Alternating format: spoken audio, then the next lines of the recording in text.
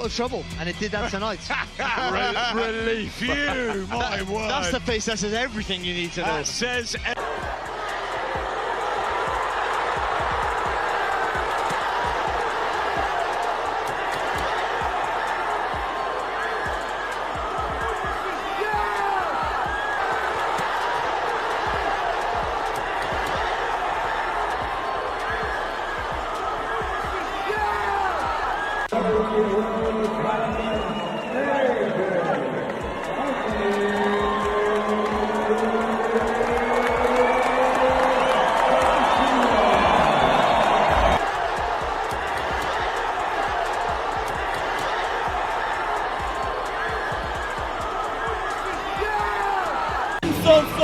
I'm rest.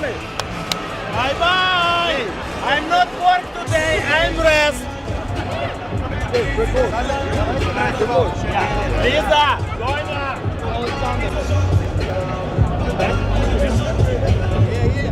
Hey, I think Eddie slipped in my contract. I think he slipped Kristian Prenga a nice little contract. I was thinking, bloody hell, the rematch looks cheap. Eddie, wow. Jeopardy nearly. AJ fancies it. Jeopardy nearly. I mean, listen, I've never experienced anything like it. I've never felt any. I mean, you know, it's a weird feeling in the first round because all week I've been thinking to myself, has he come back too early? Do you know what I mean? And then when he got dropped, I was like, and I was also, I've got to be honest, I'm thinking, that's career over. And I'm kind of thinking to myself, you know what, I'm proud of him for even getting back in the ring. And if it ends like this, you know, I'm still, he should be really proud of the fact that he even returned to boxing. What do you have, 24 breaks in his ribs or something? I mean, couldn't move, was in hospital for weeks and weeks, lost his two best friends. To even be in the ring was incredible, but to come back from that and to produce that kind of finish and knockout, the guy's got balls the size of in the big, you know, the bowling balls that are like, they say like 24 and you can hardly pick them up. They're like that, swinging off his old boy. Like, you've got to nail him into the canvas, and he makes mistakes. It was a terrible mistake that he made. He held on, he extended his arms, and Prenga's a monster puncher, and he walked onto an uppercut, and you know, somehow he found a way to recover. But he went back, when he went back on that stool, what price was he to win that fight in the second round? I mean, it was unbelievable. AJ is ridiculous. Damn, you about to punch me in the face on my... All right, here we go. I mean, it doesn't matter with AJ. He's not timid. He's not... Hey, AJ, if you're going to drop him in the first, but knock him out in the second so I can get my bag. Knock him out in the second, fam. If you knock him out in the first, I don't win any money. All right, here we go. Good jab from AJ. 2 minutes. Good jab from AJ. Good footwork, AJ. Oh, AJ looks quick. Good jab from AJ. AJ's too much. He's bigger than AJ. Why is AJ so much bigger? Look at AJ's legs in there. Uh-oh, good combination from Prenga. Prenga dropped AJ with an uppercut. AJ got dropped with an uppercut.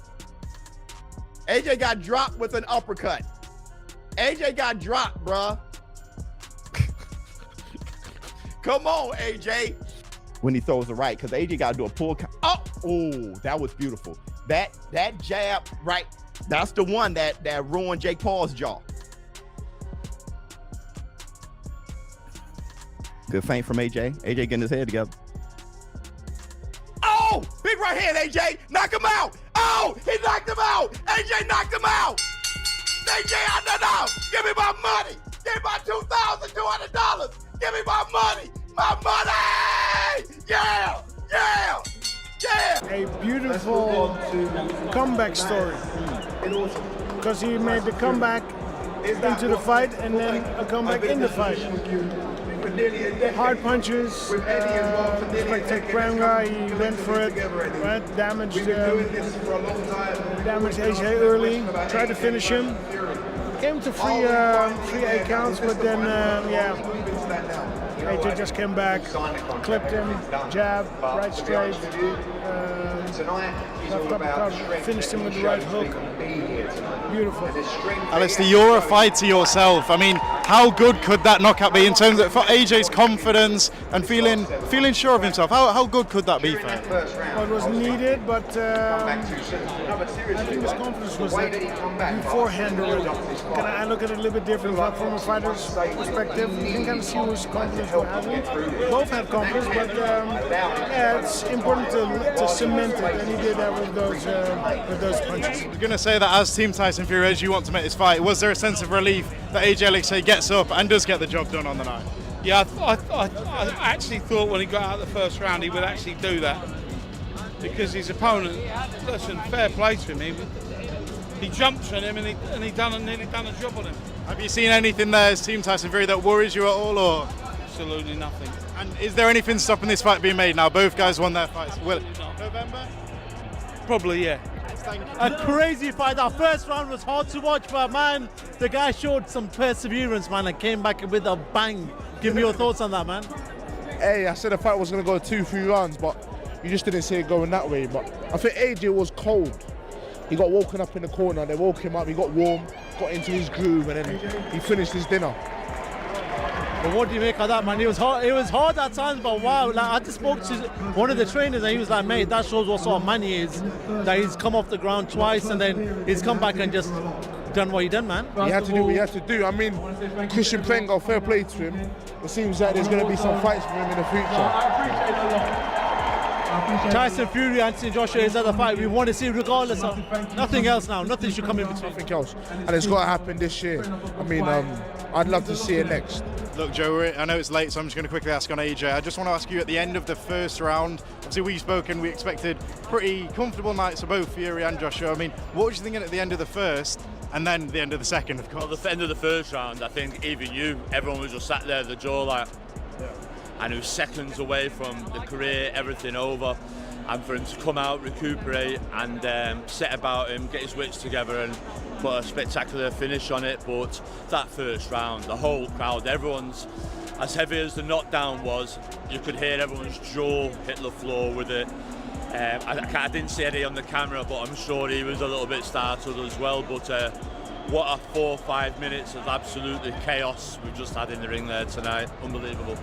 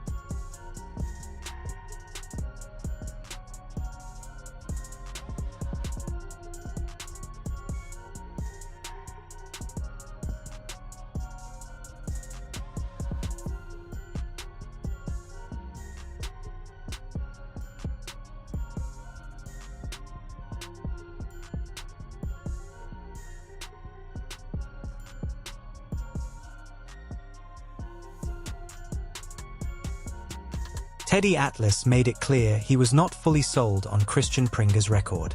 20 knockout wins looked solid on the surface, but Atlas dismissed the level of competition behind them as far too weak to carry much weight. If we're going to speak the truth, and that's what we speak here. I mean, we don't BS people.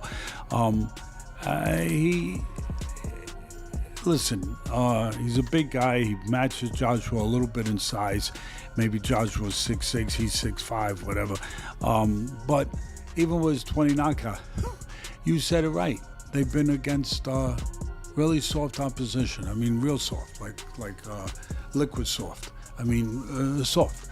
And I don't think that it really, truly. I don't think that it really measures his power. Atlas believed a sharp, focused Joshua leaning on his jab to set up the right hand and body shots could make quick work of things. It did not take long to see which version of that game plan actually showed up. In the fight, how he goes about it. Does he go about being aggressive? To me, if he backs him up behind that hard jab that he has and looks to set up the right hand and go to the body with that left hook he throws well, the fight ends in a round or two. It could. In a couple rounds, it could. If he doesn't, and he allows Prenga, who I think has legs that can move a little bit, let him move around a little bit, then it could go a few rounds. They can, again, I think it's his call. And where is he at? Where is he at mentally right now when he gets in that ring? Meanwhile, Gareth A. Davies did not hedge either. He pointed straight to Joshua's jab as the key that would unlock everything, expecting it to lay the groundwork for a finish within his range. Kristian Prenga, 35 years old. He's fought a lot of lower level fighters. I had a long study of his record yesterday. The one thing that on AJ, first of all, I agree with you. It's fantastic to have him back.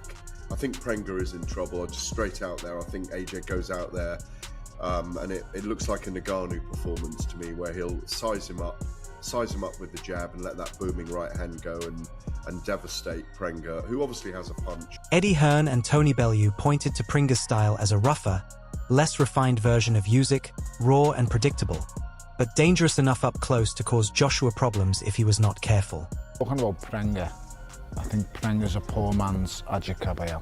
I think that's the best way to explain him. He's a poor man. I don't know if that's good or bad. No, he's a poor man's Cabello. He's a heavyweight who's pretty rare. He goes the body. He likes to get up close and fight inside. Technically, he's not great. He telegraphs a lot of his punches, but he can punch. Make no mistake about that, he can whack a little bit.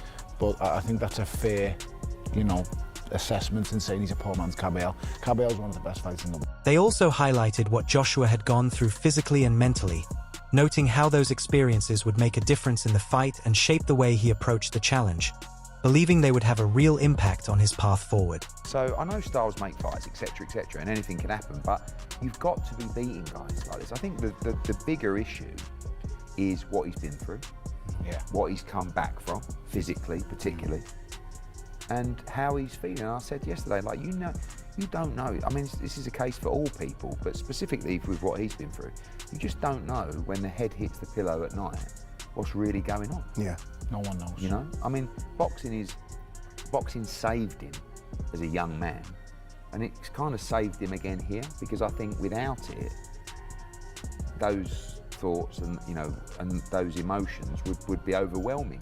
But this gives him the focus. I know he's feeling, the strength of Cena and Lats in training, and a lot of what he's doing is kind of dedicated to them. But when he's in, Tony will tell you, when you're training and you're in that regimen, it's a lot easier to be focused on what you're doing. The most impressive thing that he did was the period from the crash to the training camp. Yeah. Because people don't realise he couldn't move in bed. Every turn was just complete agony. And he would train every day during that period. On the bike for 2 hours, standing on this balance thing, like that brain stuff. Like, it's just, to get himself back into camp was probably the most challenging part and the most impressive part. Once he was back in camp, I knew he'd be okay, because that's when you're just focused on what you're doing. And to think that it was only 7 months. Bradley had called it a mismatch from the start, refusing to see any point in it at all, tearing into the experience gap and arguing that Prenga simply did not belong in the ring with a fighter of Joshua's level. I don't know how to feel about this fight. It ain't really a fight, to be honest with you. I know they're gonna lace him up. I know they're gonna get in the ring. However, it's a complete mismatch. As far as experience goes, as far as it's everything. This is another charity case. Netflix, y'all gotta do better, man. Y'all can't be letting these promoters bully y'all, man, into giving y'all this type of shit. It's trash. really is.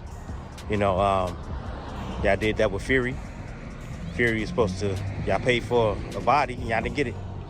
You know, at least Anthony Joshua. Gareth A. Davies and Spencer Oliver believed he needed to stop Prenga inside the first 3 rounds to make a serious statement. Psychologically, you can underperform. We saw that against Usyk, and hopefully we don't see it against Anthony No, because this guy's a boxer and he'll make normal shapes. But Prenga said, and I do agree with him. Former kickboxer, by the way. Former kickboxer, yeah, but he's boxed for a long time now, 10 years. The thing about he's saying about AJ is this is a lose-lose for him. And unless AJ goes in there and dominates him and knocks him out, which I believe he'll do inside 3 rounds, if not 2, I think it is a lose-lose for him. And I think Prenga's right in that respect to throw that out there. Absolutely. Again, that's the mind games, you know, and I think that Prenga's spot on with that analogy. You know, Anthony Joshua has to go in there, he has to be spiteful, he has to get the job done for me inside 3 rounds as well. There's no feeling out process. You've got to go in there and show that you are back, make a statement. Joshua's journey with Usyk as his mentor had everyone expecting major improvements and an unexpected shock by stopping Prenga. Warm up for the biggest monolithic, megalithic boxing match we've ever had in the UK. He needs to have a great camp, to have all the Usyk guys around him and go out there and prove that he's tip-top. Absolutely. Listen, he's out training in Valencia with Team Usyk. I think that, you know, he's been under the watchful eye of them. He said he's made improvements, not just physically, but mentally. The training regime has been military as well, and you're going to see a new improved Anthony Joshua. And I know it, even at the age of 36, people are saying, how can you improve? Well, he says that he has improved, and that he's been under the tutelage of Team Usyk. It's going to be interesting. I think psychologically they've been brilliant for him, and Alexander Usyk is his new mentor and cheerleader, and I love all that. Spencer Oliver pointed to Joshua's mindset as the real deciding factor, noting how boxing had become his outlet through recent personal tragedy.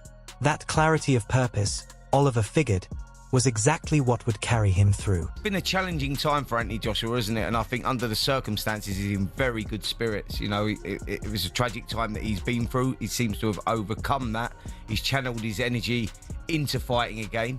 He's not talking about just one fight and then the Tyson Fury fight, with his 2-fight deal that they've actually signed there, but he's talking about longevity still in the sport. He's talking about boxing up until he's 40. He turns 37 in October.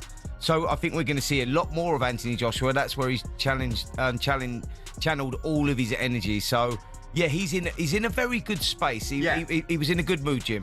Adipo had left no room for doubt, backing Joshua to be fast. The kind of performance that would not need to go the distance to make its point. He believed Joshua's power and experience would quickly overwhelm Prenga. Nothing suggested Prenga had the tools to change that. No doubt in my mind that AJ does defeat Kristian Prenga and does it quickly. Like, no doubt in my mind. There are some times where I'm like, you know, if AJ gets caught, this could happen, but no. I think AJ is going to be destructive. I think AJ is going to be fast. This will be AJ's second camp under his new trainer, so hopefully they're a bit more in sync about what is expected from Anthony Joshua, and Anthony Joshua's in sync about what's expected from his new trainer. But I expect this to be a very, very good AJ, regardless of what's happened outside the ring. And it's difficult to say that because how can that not seep through into the ring? Leading up to the bout, Max Kellerman and Malik Scott cautioned that this was far from a risk-free tune-up. They warned that despite being brought in as the underdog, Prenga's size, power, and nothing-to-lose mentality made him a dangerous opponent capable of making Joshua pay for any mistake. Kristian Prenga is 20-1. He does throw. I've seen him. He throws a good hard right hand. I've seen him score a knockout to the body on YouTube, and he's gonna be AJ's first fight since the Jake Paul fight in December. Of course, AJ was then sidelined by a tragic car accident, which he obviously survived, but his 2 close friends in the car with him did not, and that obviously shook him up. It would shake anyone up. It would shake anyone up. Adam Catterall's priority was not chasing a quick knockout. It was getting comfortable with his new corner, sharpening his fundamentals, and re-establishing his jab and trademark 1-2 combinations. In this at the weekend, I want to see him not get carried away with it, not get thinking to himself, right, this kid's way below me, which he is, he absolutely is, but just go and be AJ. Get your jab out, lad, smack it down the middle, break this kid's nose, break this kid's heart, break this kid's spirit, and then deliver the signature stuff, the straight 1-2, because you don't need to rewrite the script. The straight 1-2, the speed is still going to be there. I mean, look at him, he's a specimen, is the fella, and he's always kept himself in amazing shape.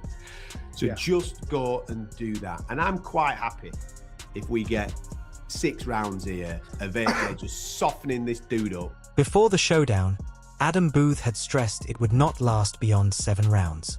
He believed the years of punishment both heavyweights had absorbed would prevent the contest from becoming a long, drawn-out battle. I think what we saw last time out, where I thought he actually looked quite healthy and quick and free with his hands, but also tentative of getting hit.